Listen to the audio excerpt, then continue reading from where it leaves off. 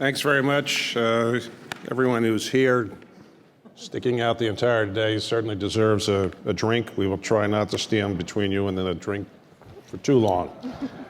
I want to just make a few points and then get you to the panel, because the panel has a whole lot to say. You saw what the title is, National and Global Strategies, and I'd like to leave you with a couple of questions to think about as you hear each of the panelists. The first is, when you think national and global, are we just talking nation state, or are we talking something beyond that? Non-state actors, entities like ICANN, businesses, whose strategies are we talking about?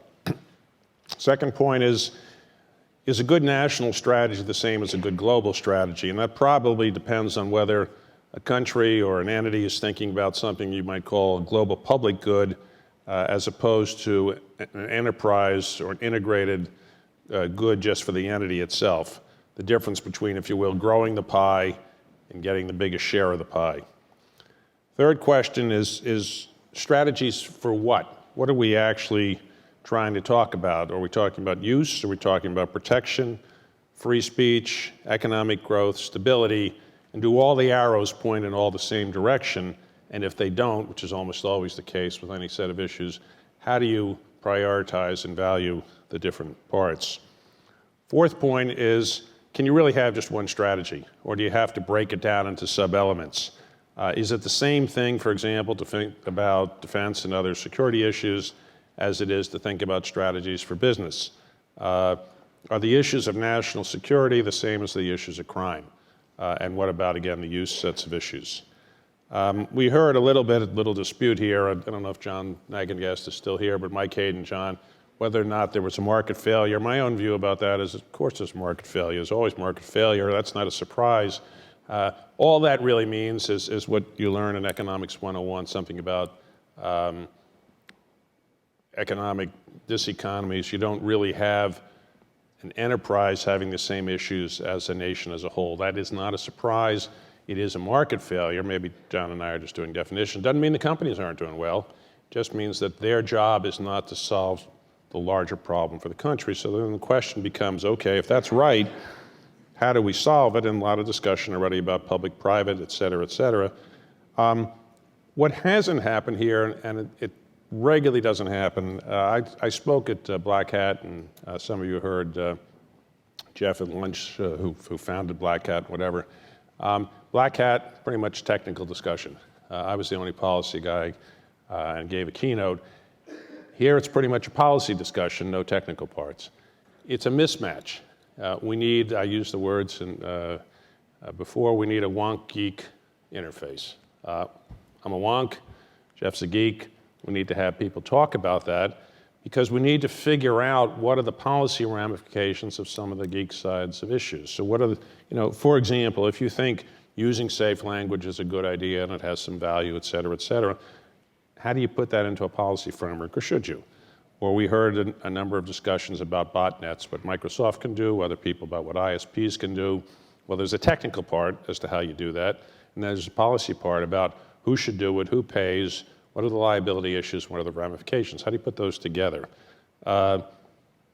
We heard a little bit about resilience, way too little as far as I'm concerned.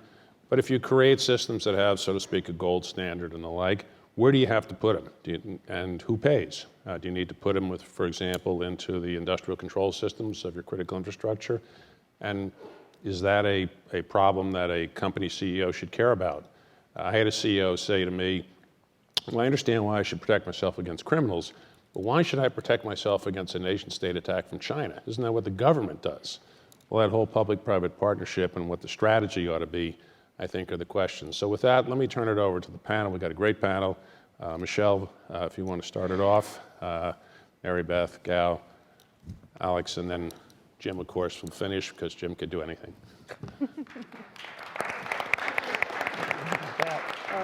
That was a great introduction, but I'm not going to talk about any of those things. So. That's always what happens when I raise an issue. I hope you've all awakened and had your cookie and your water. And I'm going to talk from the vantage point as a diplomatic practitioner. and I'm on the front lines of the international cyber engagement piece. And from that viewpoint, it's very clear, if the last 2 weeks have not made that clear, that cyberspace has created a powerful new dimension in an already restless world where the international environment is increasingly complex, dynamic, and for many states, highly destabilizing. So traditionally reserved and unresponsive governments are literally shell-shocked at a technology that enables powerful and rapidly changing coalitions of citizens to challenge them, even as they themselves struggle to harness information technology for traditional statecraft. And recent events will only serve to heighten that unease. And it goes without saying, much of cyberspace use is productive and promising, where instant communications melt barriers between cultures and give voice to the previously unheard, where the web opens untapped markets and has become an economic driver of dramatic proportions, but much use is increasingly threatening. From where I sit and what I do, most notably in the last few years, is the rise of a significant nation-state threat and the first efforts to project traditional forms of state-on-state activities, including conflict, into cyberspace. And certainly General Scowcroft talked somewhat about his views on this, and so did General Hayden and others. And while some have argued, and may continue to argue that cyberspace is a borderless global commons and that sovereignty is a quaint 18th century notion, I would venture that you should think again that cyberspace begins and ends with a server sitting on someone's sovereign territory, and that it will be states that will have to act in this arena. After Estonia in 2007 and Georgia in 2008, the fact that some number of states have military or other network operations programs is hardly a revelation. Hardly a day goes by now that states aren't reportedly either engaged in searching unprotected information for advantage, stealing intellectual property for commercial or intelligence purposes, monitoring enemies, or pre-positioning tools for an as yet unplanned battle, or even subverting the IT supply chain.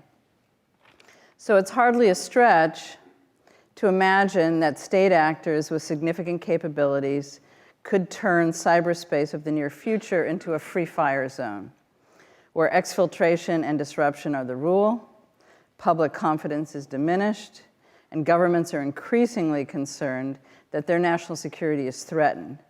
Even that command and control over forces may be in jeopardy, with potential consequences that cannot be easily ascertained in advance. Moreover, the unique attributes of information technology make the response strategies anything but straightforward. And I'll repeat the basic mantra of cyberspace that you've heard in one form or another today: our inability to attribute identity to an attacker in real time or with high confidence renders most deterrent strategies futile, since most decision makers will require both high confidence attribution of the identity of an attacker as well as the sponsor in order to respond decisively or even to go so far as to accuse another state. The potential to use skilled criminals as witting or unwitting proxies for cyber disruption, which I believe will be an increasing trend, further complicates attribution, offering a state actor total plausible deniability. So ultimately, two options emerge for decision makers, both of which are undesirable: decision-making paralysis or simply lashing out blindly. So while the lack of attribution and the multiplicity of threat actors make Cold War forms of deterrence inapplicable, some modest forms of deterrence may be possible through a variety of overlapping, mutually reinforcing strategies, which include better defenses, nuanced declaratory policies, and what I intend to discuss today, establishing norms of acceptable state behavior in cyberspace. So in designing an effective strategy for this threat environment, our challenge is to figure out how to foster an international system where like-minded states coalesce around generally agreed norms of acceptable behavior in cyberspace, finding economic and other social benefit in a predictable, stable environment, with a stake in opposing those who would destabilize it. So let me be clear first what I do not mean by this. I am not talking about an international treaty instrument, but rather envision as a general model the Proliferation Security Initiative, a voluntary regime whereby like-minded states so deplore the destabilizing threat of WMD proliferation that they act together to prevent it. In essence, what we must envision is a system or model of cyberspace stability and provide the incentives for the international community to engage in the conduct needed to maintain it. Disruptors would be penalized through collective response and hopefully deterred to some degree by that prospect. And I would just, as an aside, say that this is not, you can analogize to the Cold War period after the invention of nuclear weapons. Deterrence did not rise up over a day. What we did was inculcate the Russians with our views of what would, in fact, create a retaliatory response. We need to do something similar now. This will not be an easy task. Over the last few years, the international community has become increasingly polarized in its approaches to cybersecurity writ large. Over the last 2 years, Russia, aided by China, has strenuously wooed the non-aligned, which are the G77 states, which are not 77, but now 132, in a collaborative approach, actively promoting a universal treaty instrument with a triad of elements. They would propose an arms control ban on what they call information weapons to denote the fact that content, such as mass propaganda, would be covered. They would impose sovereign controls over politically destabilizing speech, or what they call information terrorism, which would affect the Uyghurs, the Chechens, and others. And they suggest a cybercrime instrument, sometimes they refer to as COE Light, which would be less onerous than the Budapest Convention. Taking this polarization into account, the US in 2010 began to advance a vision of a normative framework for state-on-state behavior in cyberspace in a United Nations First Committee-sponsored group of governmental experts. And we sought to define common ground that might address fundamental concerns about state-on-state behavior in cyberspace.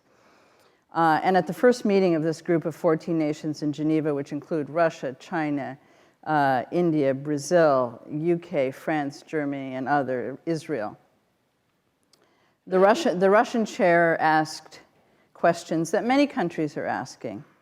What are the rules of engagement in cyberspace? How is the US likely to behave? Who should be held liable if an individual on our territory does damage to your territory? Are industrial information infrastructures legitimate targets? So the US position was designed to address these concerns as well as others by establishing a foundation for what we hope will become a consensus view among all like-minded states on the basic norms of behavior that pertain to cyberspace in the context of conflict or hostilities. So the UN's contribution to the UN group divided norms of behavior into two categories. Those domestic steps that we say national governments should take systematically to defend their national information infrastructures, what Anna Kentique would have called the duty of care obligation, and those norms of behavior that apply to state-on-state activity. The former we had stressed for years, but we had never articulated those norms that we, the United States, believe apply in the context of hostilities. So in the GGE, the US put itself formally on the record as stating that notwithstanding the unique attributes of information technology, existing principles of international law serve as the appropriate framework within which to identify and analyze the rules and norms of behavior that should govern the use of cyberspace in connection with hostilities. In particular, jus ad bellum and jus in bello. Thus, the United States has stated internationally that the same laws that apply to kinetic warfare apply to cyberspace. Importantly, we also noted the limits of our current understanding of how such principles may apply, since it may be difficult to reach a definitive legal conclusion whether a disruptive activity in cyberspace constitutes an armed attack, triggering the right to self-defense, and that much additional work needs to be done in this area. Nevertheless, we stated that under some circumstances, a disruptive activity in cyberspace could constitute an armed attack. On self-defense, we noted that the right applies whether the attacker is a state or non-state actor, and that states are required to take all necessary measures to preclude their territory from being used for cyber attack purposes. With respect to jus in bello, as we interpret these principles, they would prohibit attacks on purely civilian infrastructure, the disruption or destruction of which would provide no meaningful military advantage. And in addition, the potential for collateral damage would have to be assessed before attacking a military target, just as it is when using kinetic weapons. We also addressed, newly, the concept of the use of proxies, that is, the witting or unwitting non-state actors that act on behalf of state or other non-state actors and afford them plausible deniability as a subject that creates new challenges for states that must be addressed. And then lastly, the US suggested that over time, steps need to be taken to address issues that could be problematic during conflict.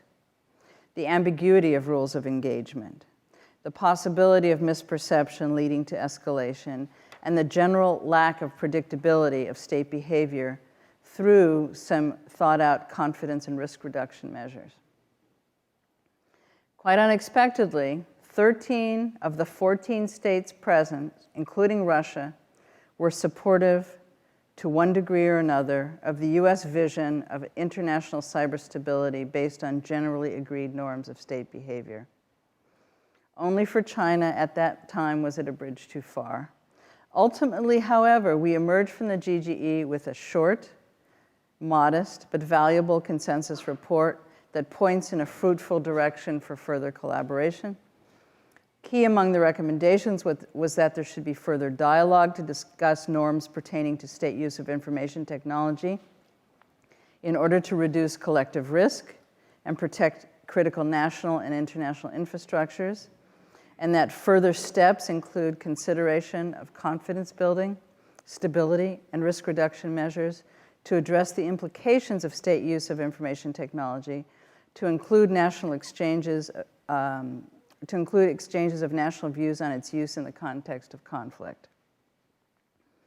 This has had far-reaching implications so far. UK Foreign Minister William Hague's speech at the Munich conference last month, proposing a conference on norms. The French, the Germans, and others, norms has now become a subject for discussion, as it should be. We have no monopoly on the best ideas in this area, and the US will continue to pursue eliciting views from states in a variety of different multilateral and international forums. There will be another GGE in 2012, at which we hope to unveil a further development of the US position. We've had a very productive bilateral in the last 3 weeks in Moscow with the Russians, where we have actually agreed on certain confidence building measures, including crisis cooperation and communication measures, CERT-to-CERT activities and other things which had heretofore not occurred. So we are hopeful that we are being able to shape the international environment in a way that we, the US, can lead and think is a useful track forward. And thank you. I will stop there.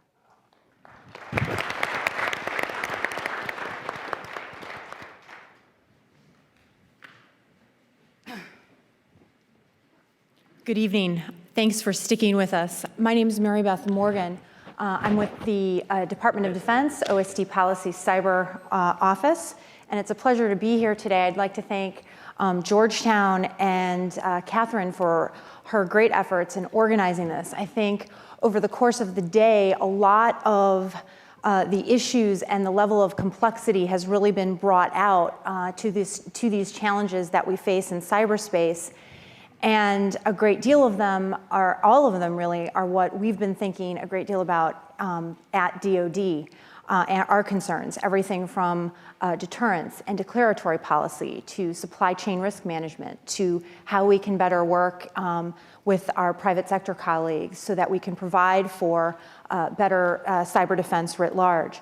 So today I'm going to keep my remarks fairly brief so that we can get into the question and answer period. And I just kind of want to give you a broad brush from a Department of Defense perspective of how we look at the international engagement piece. For DoD, as this conference really has demonstrated, in cyberspace, a risk to one is a risk to all. No one nation has 100% complete situational awareness at any one time of what's happening in cyberspace. So if we, as a department, are to be successful in defending and providing enhanced security in cyberspace, we must build international partnerships both bilaterally and multilaterally. And it has to be a US government effort and a whole of government approach if we're going to be successful. So we're very closely working with the Department of State, as well as DHS, as well as the national security staff. Given the importance of cyberspace to the departments, to our ability to conduct effective, high-tempo military operations in the 21st century, Secretary Gates tasked our office with developing a comprehensive strategy, a cyber strategy for the department.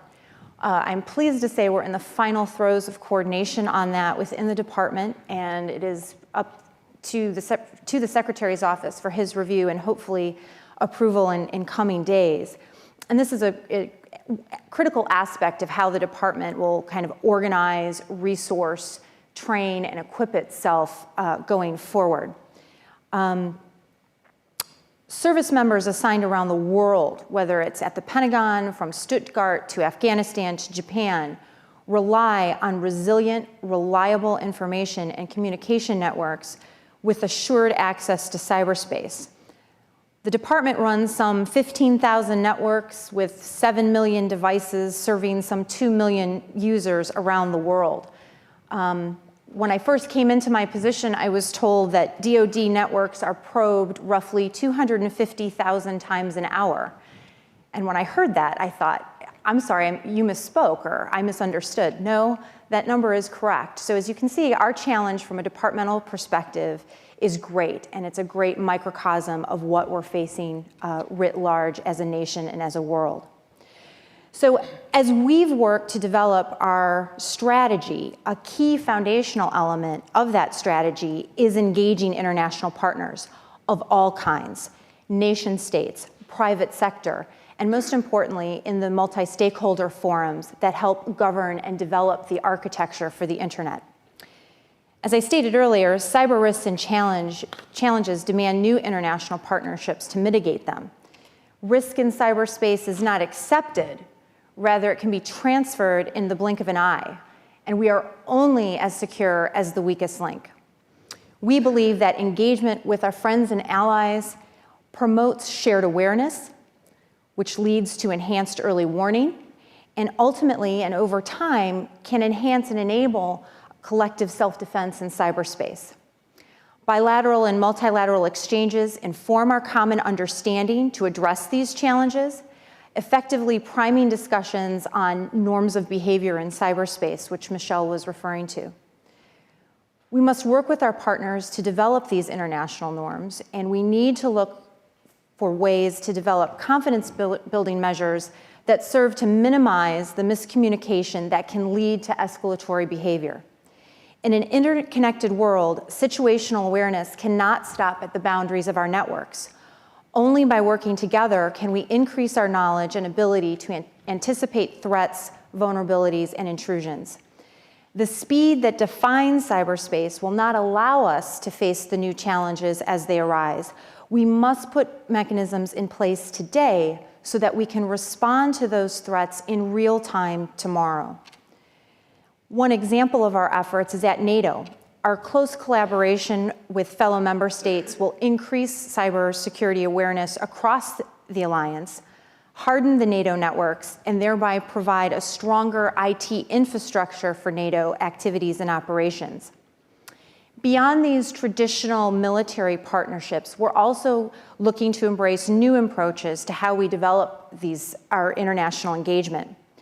What this means in practice is that when we engage friends and allies on cyber defense and cybersecurity, we are doing so with our colleagues from across the government. Cyber risks imposed on sectors beyond defense, such as transportation, finance, critical infrastructure, and the dynamic nature of cybersecurity requires us to have close cooperation with our interagency partners. A whole-of-government approach, we firmly believe, provides foreign partners with a more comprehensive understanding of each of our department's efforts and underscores how those efforts are complementary and serves to reinforce our overall U.S. Cybersecurity goals. For instance, we coordinate very closely with the Department of Homeland Security and other agencies when we work with foreign partners to explain the difference. It's important to note that while DoD is responsible for the .mil domain, DHS is responsible for the .com and the .gov. But in the event of a large cyber incident, DHS may request assistance from the Department of Defense. And given the department's role in providing defense support to civilian authorities, we must build these close relationships with our interagency partners in order to be prepared to assist if and when called upon. So to help prepare and plan for such contingencies, the DoD and DHS signed a memorandum of agreement last fall to exchange experts that will help streamline and real-time communications and coordination between the two agencies. We're still at an early and a nascent stage in doing this, but this is a very important step forward if we're really to be prepared moving forward. It also demonstrates the U.S. government's robust activities to our international partners, especially as DoD works to promote shared awareness, early warning, and this concept of collective cyber self-defense. Turning to the topic that the third panel covered a little bit, in the globalized economy, and in particular, the globalized information and telecommunications marketplace, it provides another huge challenge for the department. Engaging also means engaging with the private sector, and we have to factor that into our international relationships.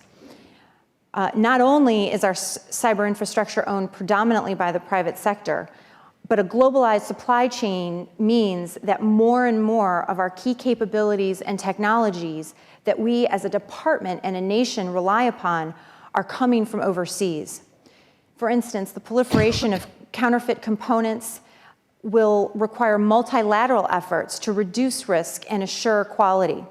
Continued and enhanced engagement in the multi-stakeholder standards bodies is also important to the future of cyberspace and ensuring interoperability.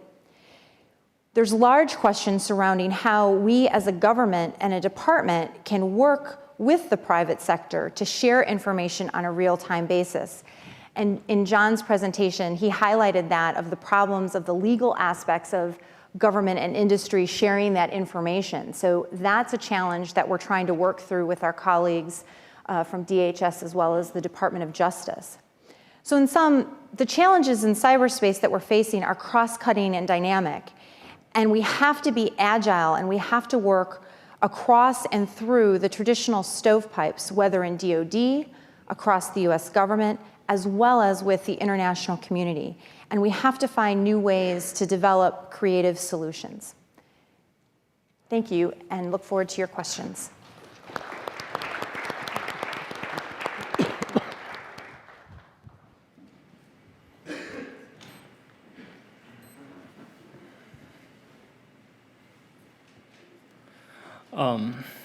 Good evening, everyone. Thanks, Georgetown and the Atlantic Council to having me today. However, I'm not expert on cybersecurity, so I only can give a general view on China's policy on cybersecurity.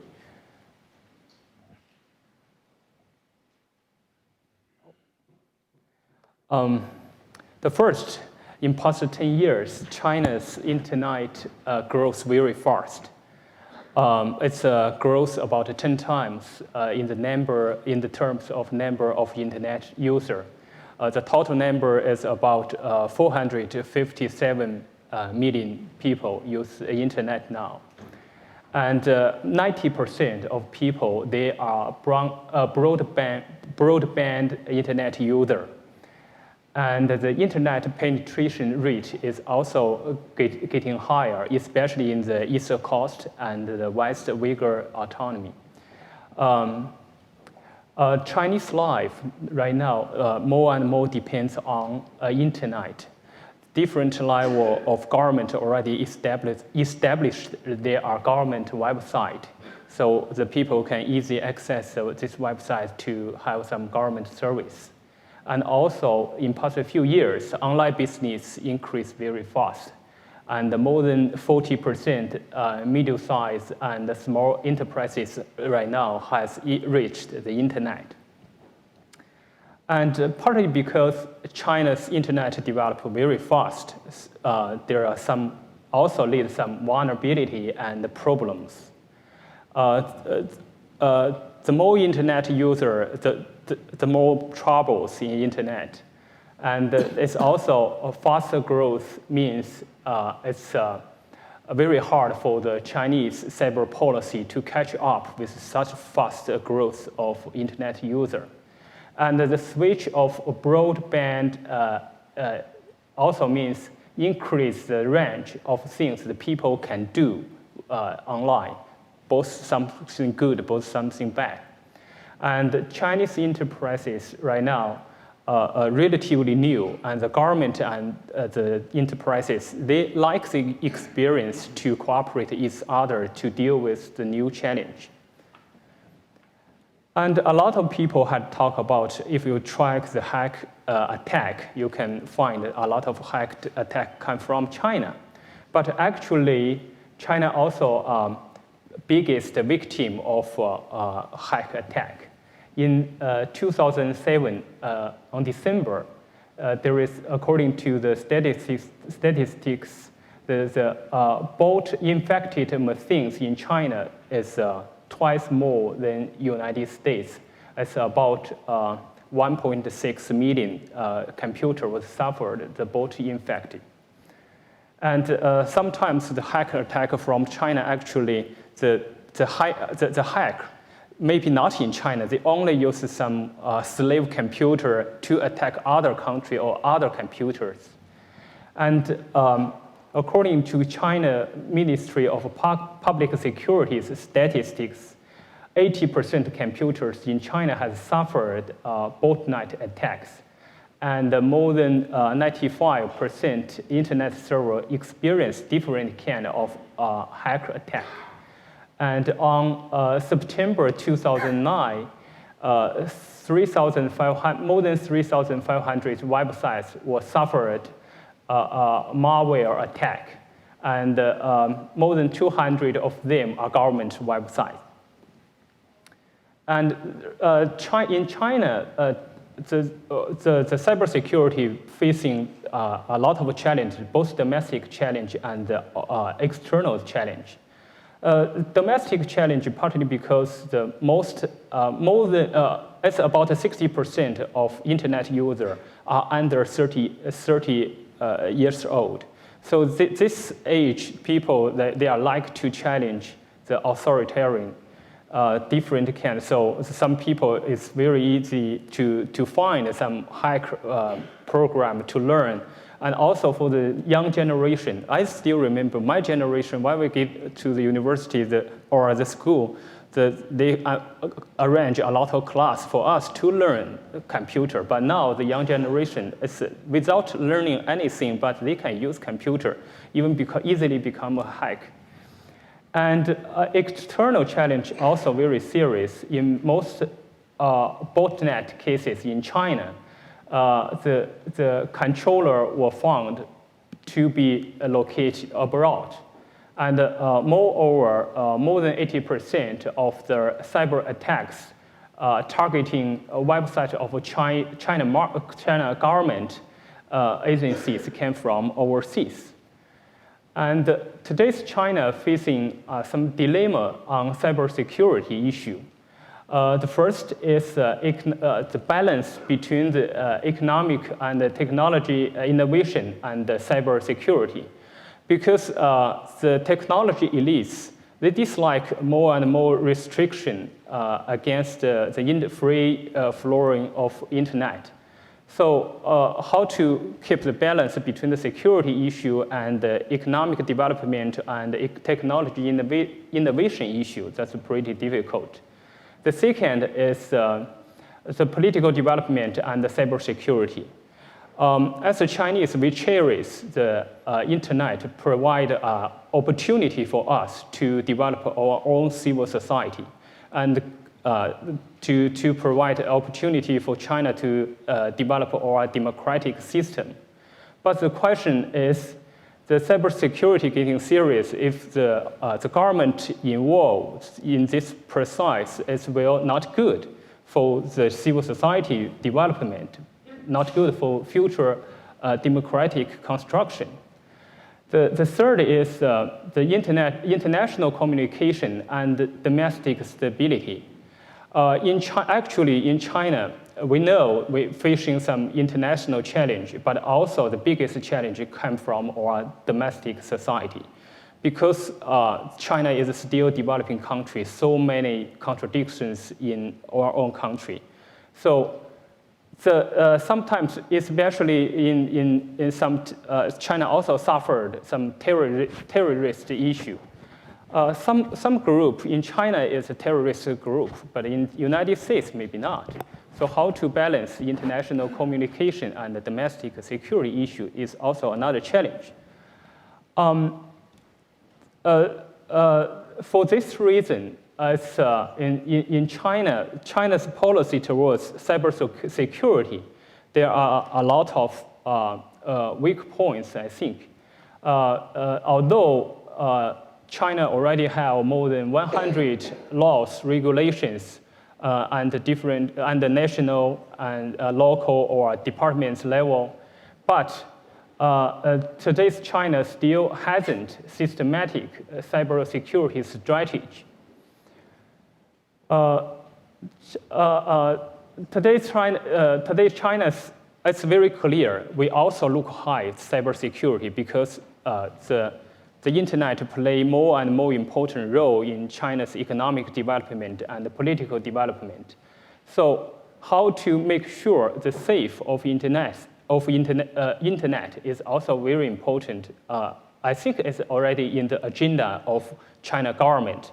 But the question is, different government department only focus on different issues. There is no coordination among them. I think in the future policy construction, it's very important aspect is to trying to coordinate different departments of the government, coordinate their policy, and also develop laws and regulations, of course also including technical standards, and continuously intensify their efforts on network security to deal with network security problems. And the last about the China's policy towards international cooperation. China's policy is very clear. In China, China's strategy is development. We know as the biggest developing country, our country has a lot of troubles.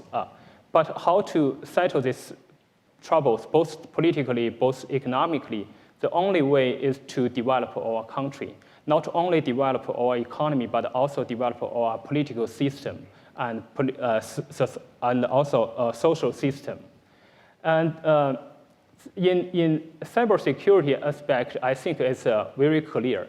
China and other countries, especially United States, both two countries, we experienced military conflict and political dispute, economic dispute for a pretty long time. And it's very clear in the future, both of our two countries facing the same challenge, and we have the same common interests in the cybersecurity in the cybersecurity aspect. So I think for China's policy is clear. The cooperation to make the safe of cybersecurity is our priority. China and the United States, we already experienced some kind of military race. We cannot spread that to the cyberspace. So I think that there is no other choice, only cooperation. Thank you.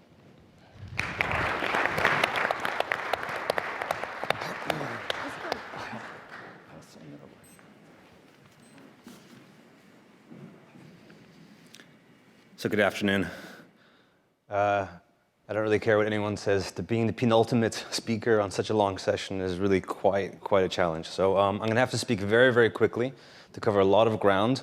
If I go too quickly for some people, please ask me afterwards, or maybe we can catch up on questions. First of all, I can't skip what I think is an essential introduction. Everything in cybersecurity and cyberspace is marked by ambiguity. We don't even have a common way of spelling cyber war, let alone a definition. If this doesn't tell somebody something, then nothing will. We have no common actors. Between non-state and state, there's a world, a galaxy of different actors that can sometimes be both things at the same time. We have no common definitions in terms of whole of nation, which we've been talking about all day. Even whole of government sometimes doesn't even mean the same thing. Information warfare, ask 3 specialists on cybersecurity about information warfare, and you'll get 4 opinions. Cyber power, which is actually one of the things I'm talking about today, has been actually defined a bit better, but that's also not completely clear. Yeah? The only thing I'd like to say is that cyber power is not information warfare, in my opinion. And just to remove one personal ambiguity, I am speaking today as a member of an Austrian think tank and not as an advisor to government, so everything I say is, of course, my personal opinion and not the opinion of the Austrian government. I also want to point one other thing out while I'm at it, is that sensibilities are not also always the same. So while my research might appear slightly offensive to some parties, no offense is, of course, meant. This is just what my research has led me to. Cyber power was defined recently by the National Defense University, so we actually got quite a bit further in the last 2 years. Just to be very brief, cyber power has 2 definitions, according to the definition that Frank did. First of all, as a warfighting domain, which we've talked about very often today, but also it's also something that works across the instruments of power. The instruments of power can be diplomatic, informational, military, economic. And for me, that's a really interesting question. How does it work across these different instruments of power? Because that's not something we've talked about very much at all today. I think one of the things we have talked about, however, are things like whole of government. Now, whole of government is something that comes from a public policy point of view. So this is not international relations theory, this is public policy theory. And this has been around for about 15 years. Whole of government approach, for instance, has given birth to interesting concepts in stabilization operations or conflict prevention operations or other good stuff that's been around in the security frameworks for about 10, 15 years. For instance, there's something called 3D approach, defense, diplomacy, development, for those people who have been to Afghanistan. The whole of system approach has also been defined. That is, for instance, the joint horizontal effort of national and international actors working in conjunction across international borders. A comprehensive approach in NATO, for instance, is such an example. Yeah? But also the 3C approach, which is very popular in the international aid community. That means coherent, coordinated, complementary. Yeah? And finally, we have the whole of nation approach, which has been mentioned a couple of times today, but surprisingly has never been defined. It hasn't been defined anywhere.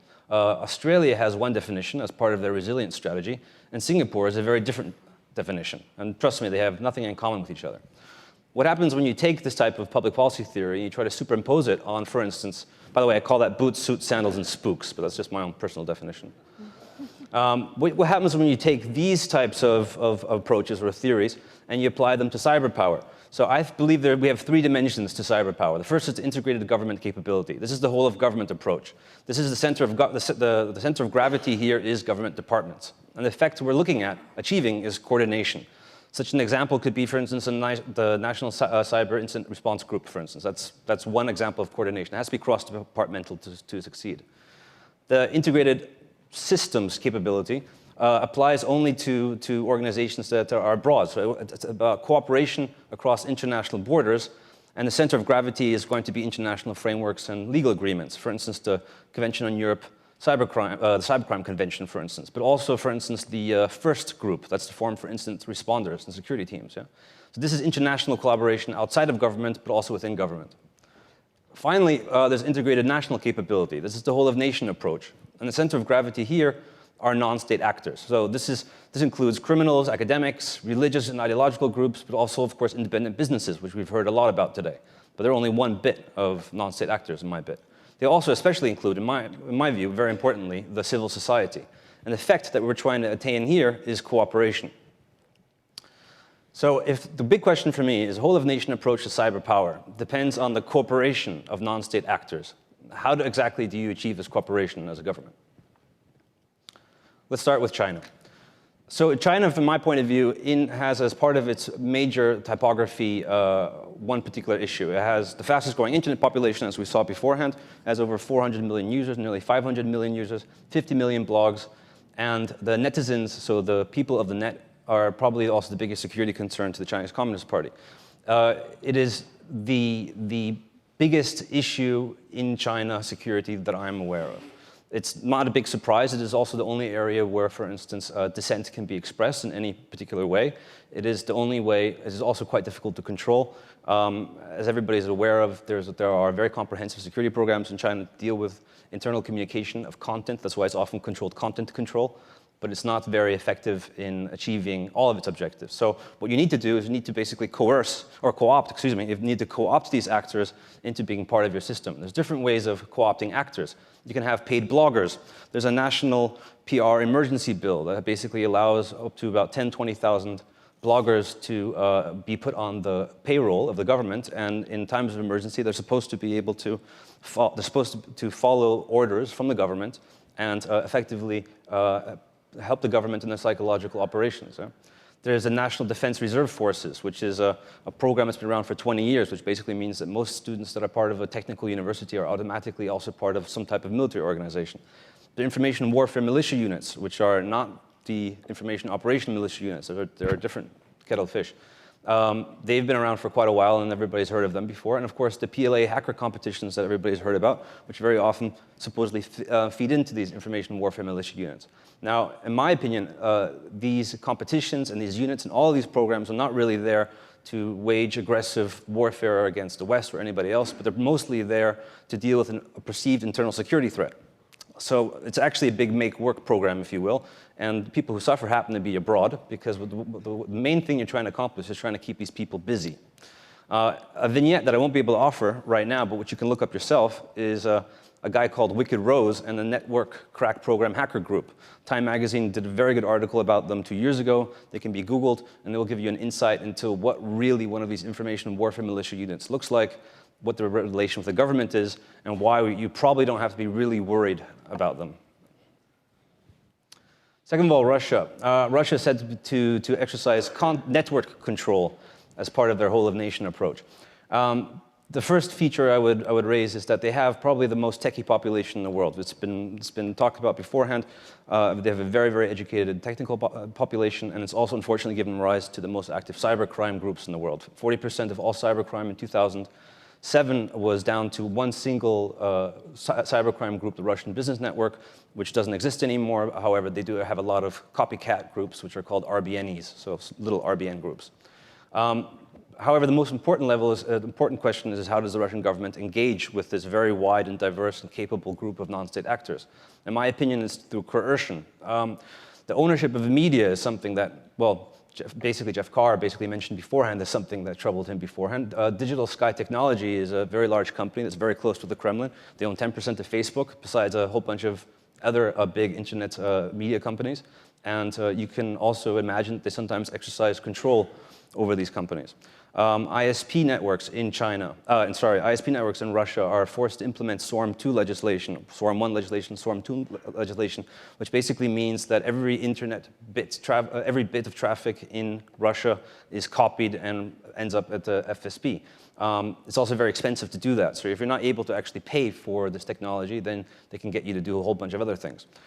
There's also political proxy groups, such as Nashi, but also such as the Eurasian Youth Movement, that have supposedly been active in attacks on Estonia, Georgia, Ukraine, a whole bunch of other countries.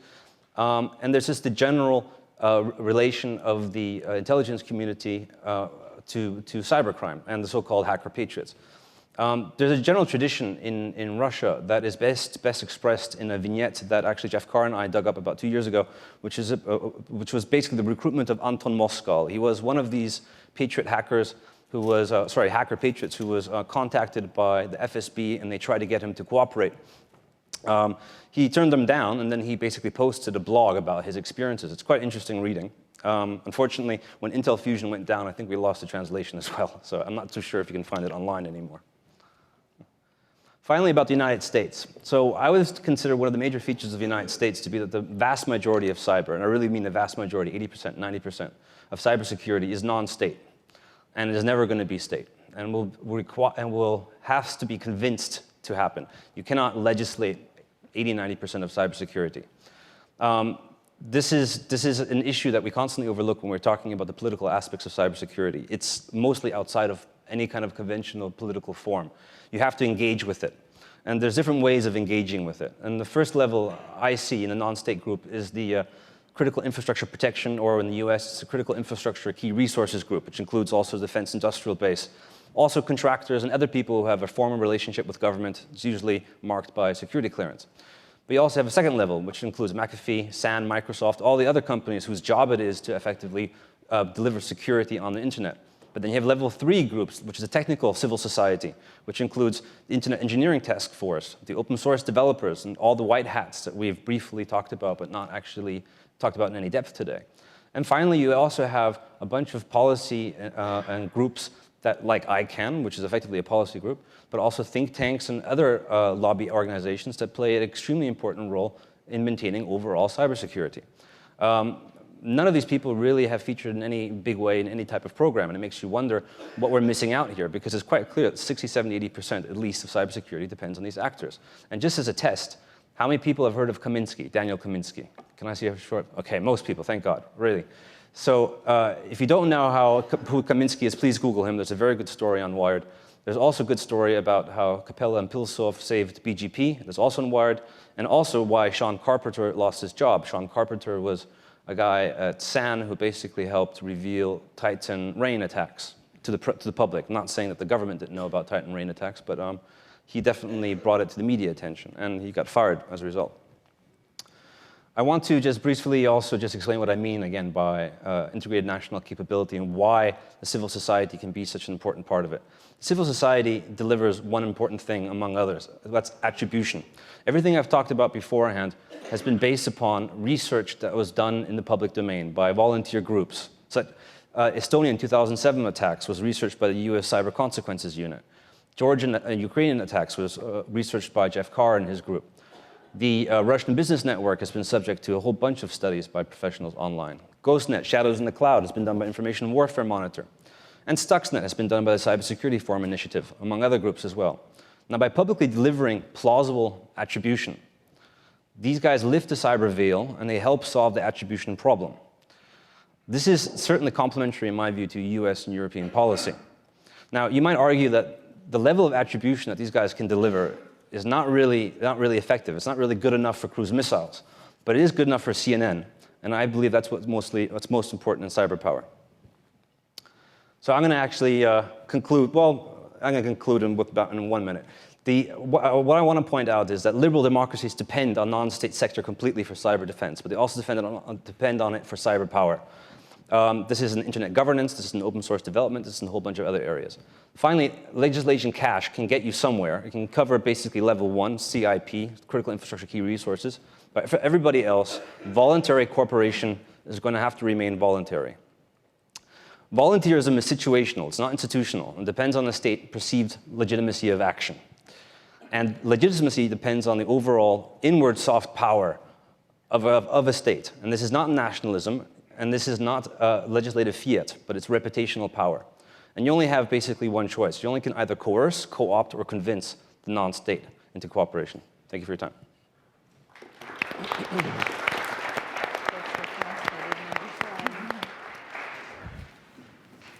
Well, you guys are really hardcore, and I appreciate your sticking around. And I have a 412 slide PowerPoint deck, which I'm going to read in a monotone, right? No, actually, I'm going to do it in the Marxist perspective on cybersecurity, but since it is cybersecurity, it'll be Groucho, right?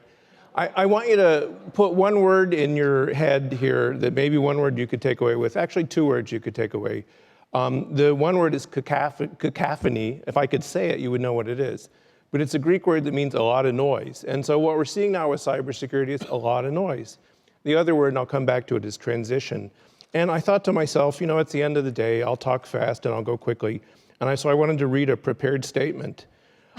Since the private sector owns 190% of critical infrastructure, if we strengthen public-private partnerships to improve information sharing and situational awareness, it will empower innovation and risk management in the cyber ecosystem.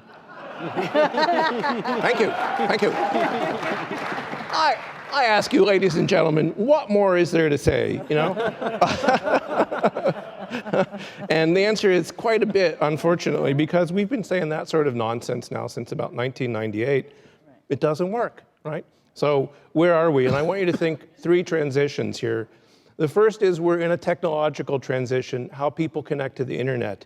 It's going to be mobile and it's going to be managed. And last year was an interesting year because it was the first year that pads outsold PCs.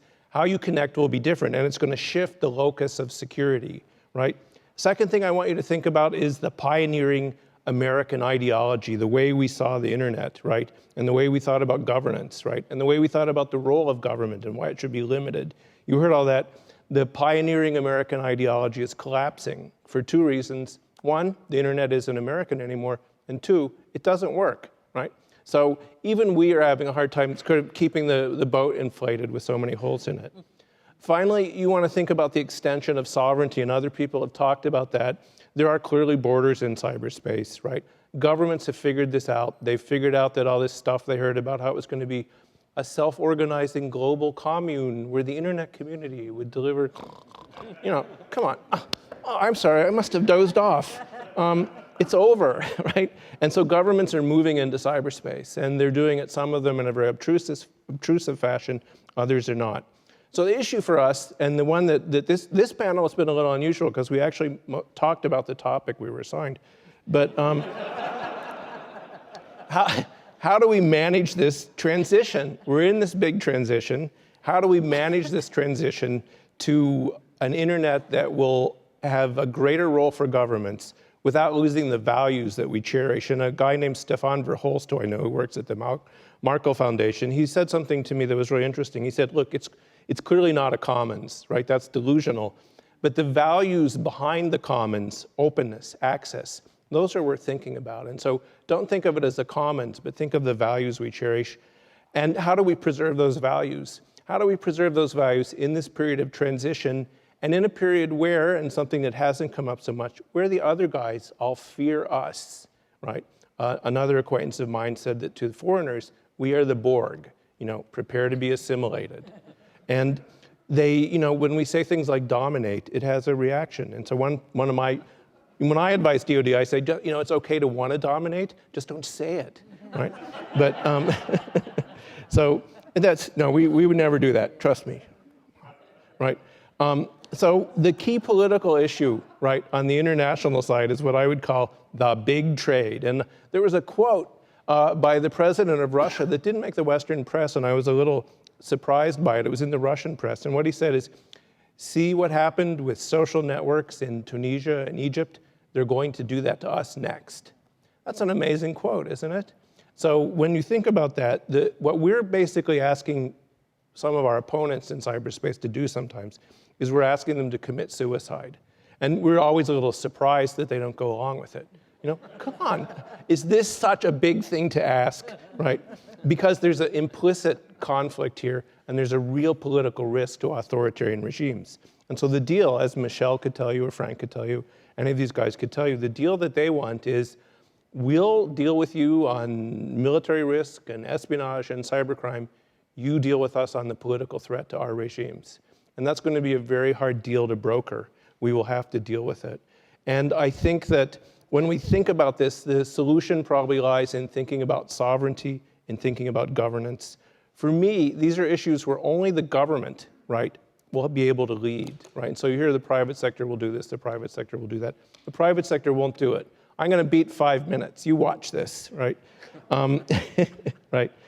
We need to think, as Jeff Carr mentioned today, we need to think about how do we build consensus among governments. You heard some good presentations on how far apart we are. I know from the thing that Michelle led at the UN, it was a 3-week meeting. One entire week was spent fighting over the title, right? What do we call this? And they couldn't agree. So there's a hint, as we've heard, right? But how do we build consensus? And that will require leadership from governments. How do we articulate the vision of this new consensus that will not be the old pioneering nonsense about government, non-government actors, and communal action and voluntary stuff, but will do something where states preserve the political values that we cherish? This is now a global institution, and maybe it's time for it to grow up, right?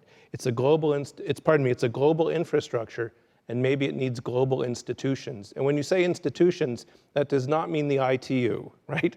But it does mean agreement on norms, some kind of consensus, a place to work together, none of which exists. And so when we think about the international problem, that's what we're going to have to deal with, right? Security and governance are irrevocably linked. And one of the things that we've heard today is, as we improve at these sort of lower end things, Windows 7 is better than Windows XP, you're not going to eliminate the high-end threat. The people who did Stuxnet are going to beat anything that any company can come up with. And so at some level, we will need to address this as a governance issue if we want to really depend on this thing and realize its full potential. So I have some requests, and that's what I'm going to end on. We are in a period not only of transition, we're in a period of cacophony where everybody and their dog now has a white paper on cyber warfare or something. And a lot of them are better than the stuff I write, so I'm not being critical. I mean, that's a low bar. But do me some favors, right? First of all, let's try and be more precise in our discussion here. And I'm as guilty of this as everyone. We all say cyber weapons. There is no such thing. Everything is a cyber attack, right? Everything is not an attack. Can we be a little more precise? The second thing is, can we bring in data, right? We use analogies, we use stories, we use anecdotes, we use myth, we use legend, we use fairy tales and magical thinking. How about a little data, right? So when people talk about things like market failure, okay, I can measure that.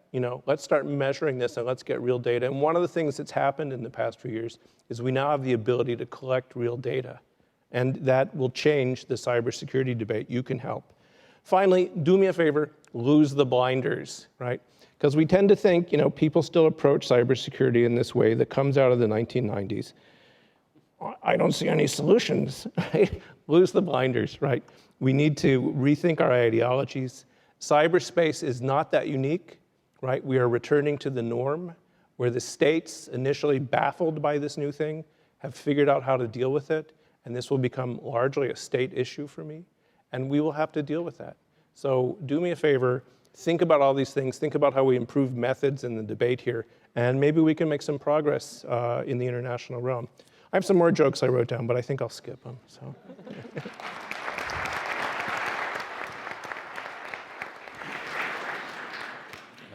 Floor is open for questions, and the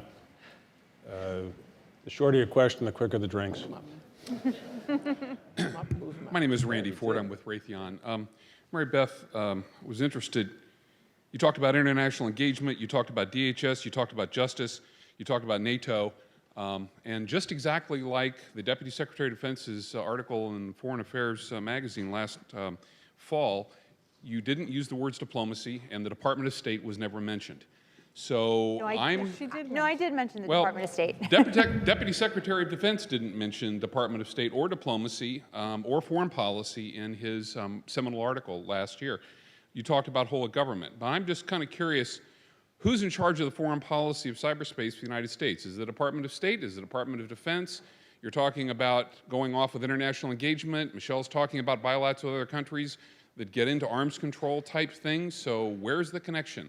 How is the U.S. government, this whole of government, tell us where that's actually, where does the connectivity take place, and where can we understand where the dialogue is and the liaison and so forth is actually happening? Thanks. I'm going to have Michelle and Mary Beth talk at the same time. We're that good. No. Why don't you go ahead, Mary Beth, but then Michelle. Yeah, jump in. no, I mean, I think that's a fair question, but clearly the State Department is charged of foreign policy for the United States government. We work this issue in an interagency process.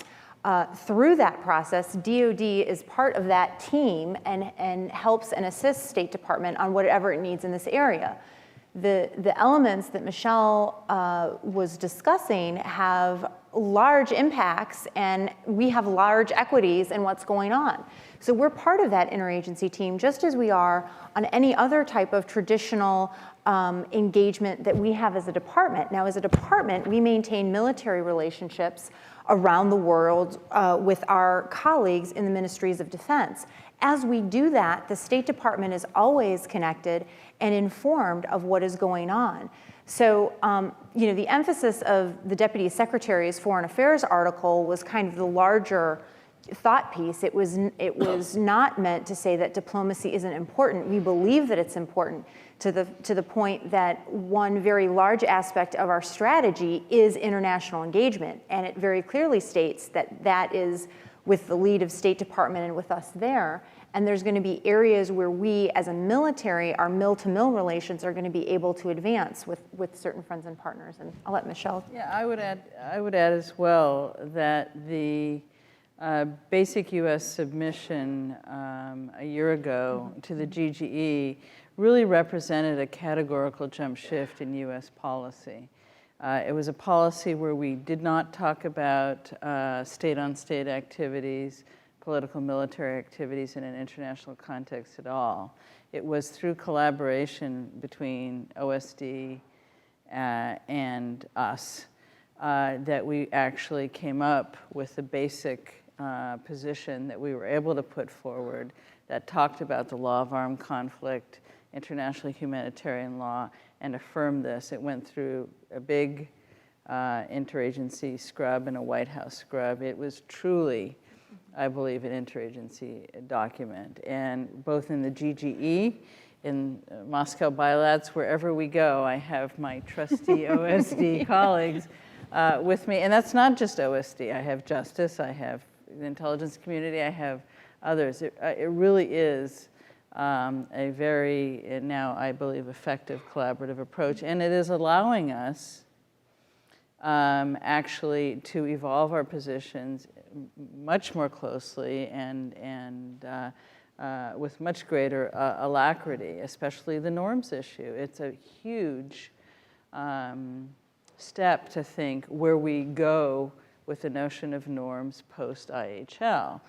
We will have, somebody talked earlier, there will be a new international cyber strategy which will have some key pieces, but that won't answer all of the mail in the Paul Mill context. And I believe it will be through collaboration with OSD is the only way that we're really going to be able to move forward effectively. Let me throw in a quick note here, Frank, which is that I do talk to some of our larger foreign opponents, and what I hear from them routinely is, oh, we're so envious. Your interagency process works so well, right? And from their perspective, so it's all relative. You know, it looks, inside the baseball diamond, it looks messy, but from the outsiders, we're the Borg. Question? Yes, thank you. I'm Benny Markowski. I'm speaking in my personal capacity as a cyber expert who happened to be 8 years ago with Michelle Markov, Chris Painter, and others in the first Southeast European International Conference on Cybersecurity Cooperation. And I see that there is a big progress. We had this conference in Bulgaria, and now we have it in Washington, D.C. But the topics, if you guys go to cybersecuritycooperation.org, the presentations are there, and they sound as if they were written yesterday. Except maybe what President Medvedev said, and I want to thank Jim here, because the issues are that we are discussing what's going around the world, but we didn't hear, except probably from the gentleman from China, who is a Fulbright scholar. So obviously he spent some time here, what the others are thinking about this cybersecurity cooperation. And I would like to hear actually, and putting in brackets, it's very good that women are now in charge. Hillary Clinton took the kind of the lead to install a cyber ambassador. And what's your question? Question is, what do you think actually will happen with regards to international cooperation? How are we going to bring the other countries on the table? Jill, do you want to take one? Sure. Well, Jim? we have with what we came out of the GGE, it really framed the issue. I believe that our close allies and actually some of the other countries of the 14 that were in the GGE have thoroughly bought onto the notion of norms as a way forward. We are going to discuss this with our allies and PFP countries in the context of in the OSCE in May. We will use other multilateral opportunities to develop this. We will go back to the UNGA this fall with some new ideas, maybe a new resolution. I think there's a lot of ways where we can socialize these ideas and elicit from other states their own ideas, because I don't think we have a monopoly on all the good ideas in this area. Yao-Fei, would you like to jump in there? Yeah. I think from China's aspect, China really encouraged different kind of cooperation among the different countries, both bilaterally or multilaterally. And China and the United States, we already have a bilateral talk about the internet, about cybersecurity cooperation. And also China emphasized the UN platform to start the deep research on cybersecurity, because the technology developed very fast.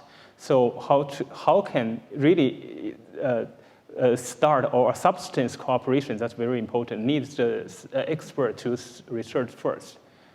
Alex? As somebody who has who worked with Michelle 3 years ago on the 2.5 years ago on the OSCE floor, where I was with the Austrian delegation, I think things have changed a lot from the international perspective, especially from the European perspective.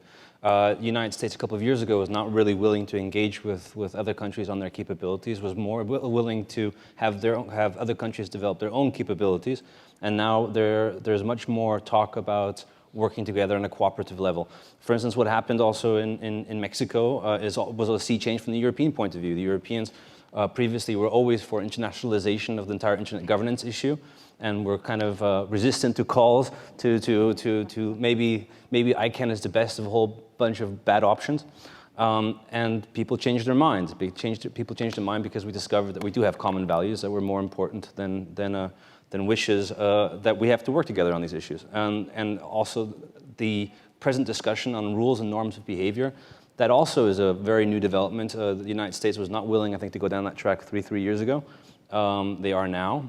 And from a European perspective, that is definitely welcoming. For the next question.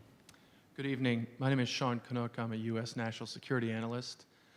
In one of the panels this morning, General Hayden very simply accepted the fact that nation states will try to steal each other's information in cyberspace.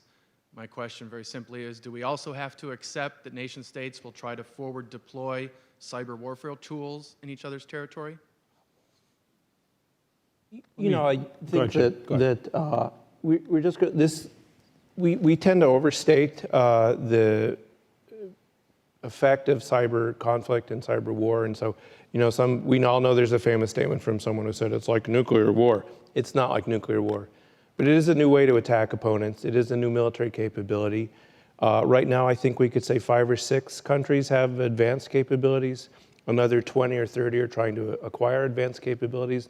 And it's on the path that airplanes were on, Everyone will have this capability, and everyone will plan for its use. But I think they will be careful to try and observe the thresholds, implicit or otherwise, set by the law of conflict, which you, of course, know very well. And that is that doing reconnaissance, planning, developing the capability, all perfectly legitimate. actually intruding and planting something on someone's network, potentially a violation, something that crosses the border into the use of force. So I don't think we'll see it. I think we'll see a lot of sniffing around, as we already have, and I think we'll see the capability.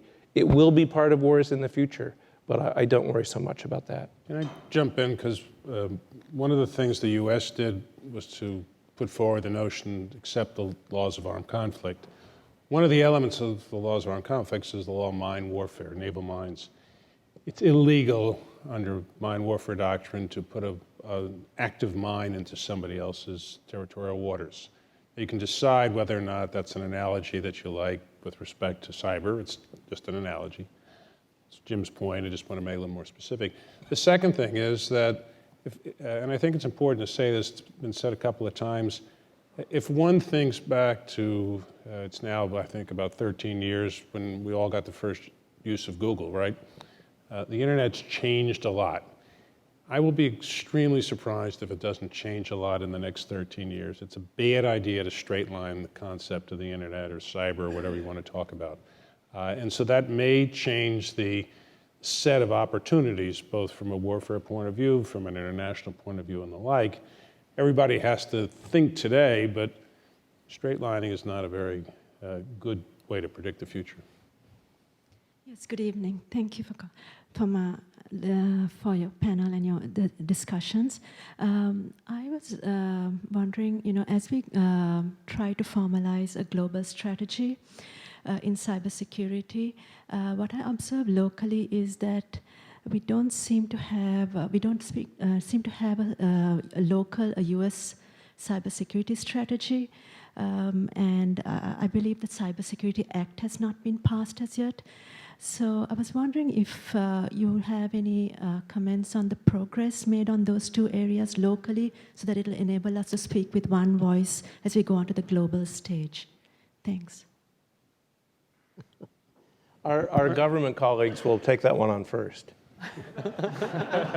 If I understood the question correctly, there were two parts. One, whether there was legislation passed, and two, the ability of the government to speak with one voice. Is that correct?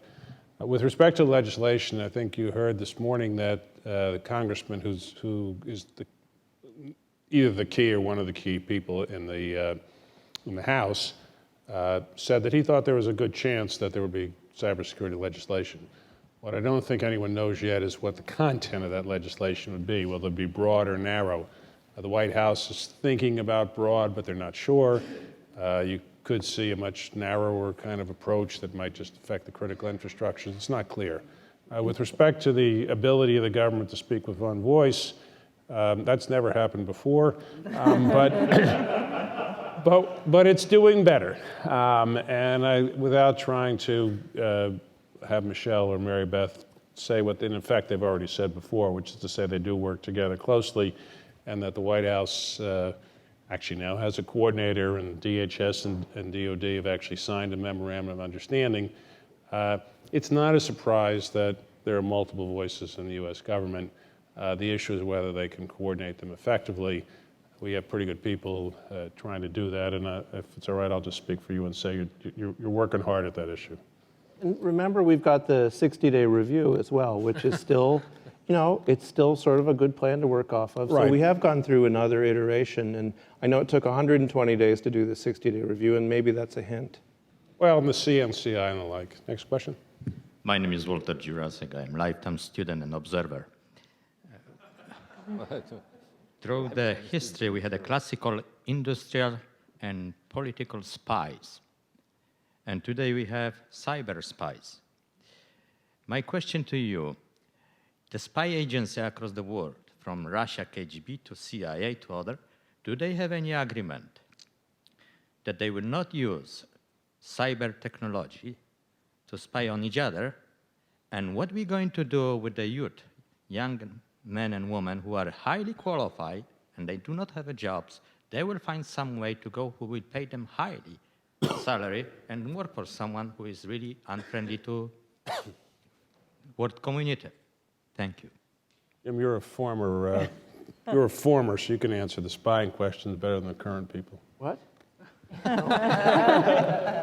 No, I'm actually, of course, there's no agreement on not doing anything. And the answer, where do the young people go? Well, in Moscow, they go to the work for the government. So, you know, one of the things that would be a benefit of having a better articulation of governments and values and norms, all the things you've heard from Michelle on down, is it would put boundaries around the degree of espionage and make it a little more normal. What we have now is an unusual situation where the US in particular, because of political choices, is amazingly vulnerable. And when that changes, I think you'll see espionage under control. Next question. Hi, my name is Rebecca Lewis. I'm an attorney here in Washington. I've read and heard anecdotally from military personnel that I know that one of the biggest, if not the biggest, cybersecurity threat is social engineering. And I was just wondering, maybe for Mary Beth or the rest of the panel, if you could speak specifically to what the US is hoping to do in that area. I think we should hear from the US, but it would also be interesting to hear the Chinese view, if you're willing. What do you mean in terms of in that space? I guess I'm just thinking of stories I've read about thumb drives being picked up, infected thumb drives, or military personnel maybe leaving computers unguarded. Yeah, the notion of kind of the malicious insider, the ease of thumb drives and DVDs, and you know, then there's the social media sites that are also another attack vector. That if you're a military personnel and you've got a Facebook page, hopefully you're not putting your uniform where you're located and all of these other things, because it's another way that actors can find out information. So it can create an operational security risk when you're engaged in kind of the Twitter and the Facebook world. You have to think about what is your cyber identity and what's your cyber profile that's out there. It doesn't mean that folks can't use it. It's just you have to be thinking that it's not this anonymous space that you and I, you know, are talking privately in a room closed door. When you put that out there, anybody can see it and anybody can hack into those elements. The notion of you know, thumb drives and DVDs, we at the department unfortunately have had a lot of experience in that in the past year. And those are new techniques for adversaries and threat vectors to come at us. So we've had to look at our internal policies of how do we do business. I can't, if I'm traveling with the Secretary of Defense, I can't use a thumb drive anymore. I have to do other things to make sure I have all the files that I need to support him when I'm traveling. That's just an example. But there are real operational impacts when you're downrange. When we do certain tasking orders or flight combat, our weapons systems, a lot of that is cyber enabled. And so there are real, when you say you can't use a thumb drive down anymore, for me, okay, I'll work around. I'm writing memos and papers and, you know, trying to get things done within the building. But there could be a uniformed military person in the area of hostility in Afghanistan or Iraq that's dependent on that, because that's how they load things into their weapon system that they need to use. So when we have to take action against these new threat vectors, we have to consider all the ripple effects that come into play. And it's nowhere near as easy as people think it is. And oftentimes we don't know until, you know, something's promulgated and then somebody raises their hand and says, but wait a minute, I really need this. And then how do we exempt or how do we mitigate that and deal with it at the same time? So it's a huge, huge challenge. And the Facebooks and the Twitters of the world, when you're dealing with a military force that's much younger, much more computer savvy, is used to being online, it becomes a morale issue, but then there's also the operational security issues that we have to take care of. And it's a very difficult set of choices in management that we have to deal with. F.A., would you like to talk about the Chinese? Oh, sorry. I have no idea about that. About Facebook or? Yeah. Actually, I don't know how to use Facebook, and in China, I never heard about that. But just some my friends sent the link of Facebook, but I'm very reluctant to use that. I only use the internet to search some academic articles or some use as that email. Yeah, I never touch that. But as I know, in China, the Facebook was blocked because of China's Great Firewall. China, if you see China has a strategy for cybersecurity, is a negative strategy, negative defense strategy with the Great Firewall. And some Chinese people, they are very like to, if you are some pretty famous person, they put everything online. Everybody can see your family, your grandfather, your father, what happened with them. Mm-hmm. So the Chinese government dislike that, and yeah. So partly for this reason, I don't. I just want to quickly pick up on the question because I think it addresses a much larger issue, which is in Europe and the US and the Western world in general, there are a lot of complaints about how intrusive, for instance, legislation is becoming, how the government always wants increased information from us, and how we have to be aware of Big Brother. And nobody really thinks about how much benefits we've actually derived from this new openness already, in terms of Facebook, in terms of social media, in terms of the internet overall. And some of this new openness and some of the benefits that have come from this openness are going to require changed behaviors. And some of these behaviors will be voluntary, and that means, for instance, not being doing stupid things online, and some things will have to be mandated by government. Last question. Hi, thank you for letting me ask my question. My name is Amanda Pileski. I'm with Inside the Pentagon, and my question is also for Mary Beth. You had mentioned that Secretary Gates is planning on signing a comprehensive cybersecurity strategy in the next coming days. If you could come up with maybe the one or two most important things that you expect that strategy to be able to do to kind of move us forward in terms of different agencies working together, working with our international partners, that sort of thing. If you had to say what the two most important things that are going to come out of that would be, what would they be? I think what the strategy that we've developed, and once it's signed, so I have to preface all of that it's still pre-decisional until the Secretary signs it. But I think what the strategy does is it's the first time ever that the department has put together a comprehensive strategy. So in a way, it's herding all the disparate elements of the department and vectoring them and vectoring their energy. So it will help the department better organize, train, and equip and be prepared for its operations across the spectrum, whether it's military, it's business operations, as well as intelligence activities. But it's a way for us to ensure that we're organizing in the right way, that we're training in the right way, that we're resourcing in the right way.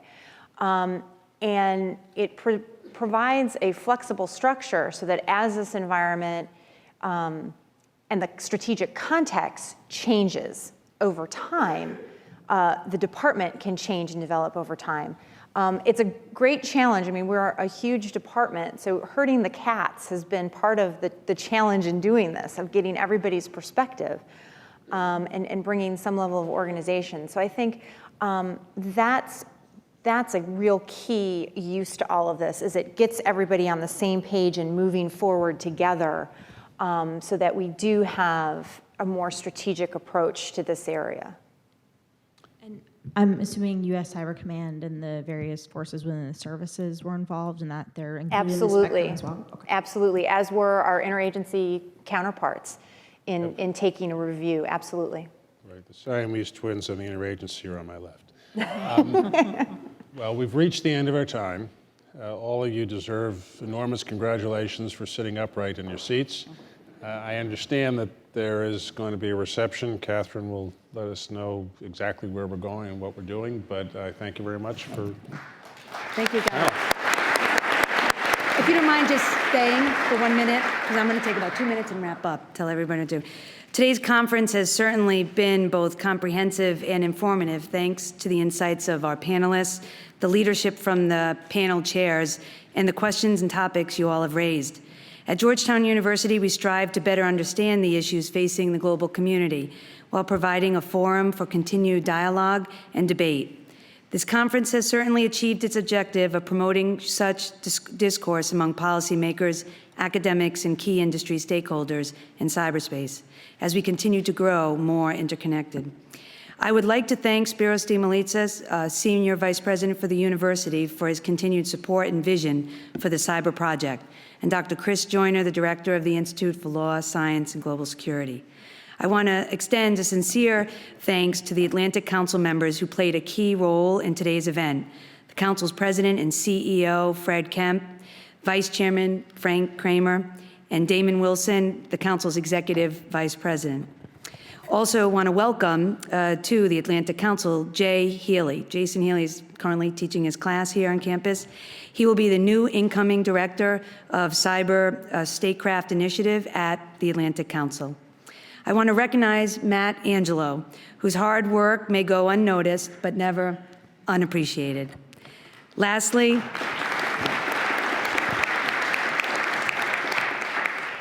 today's conference was a success mainly because of the work done every day by all of the panelists. Their contributions today and their daily dedication to the advancement of cybersecurity for the global community is truly significant and remarkable. So thank you. Video of today's proceedings will be available online at lsgs.georgetown.edu.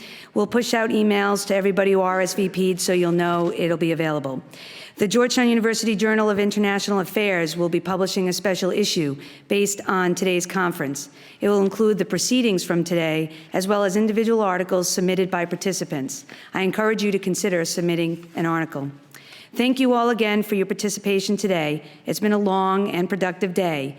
And in the words of a good friend of mine, Professor Tony Aaron here at Georgetown, it's time to rock and roll. Please join me in Dahlgren Quad for a reception. It might be a little chilly, and the chance to maybe relax a little and talk among friends and colleagues. Thank you once again, and thank you, Karen.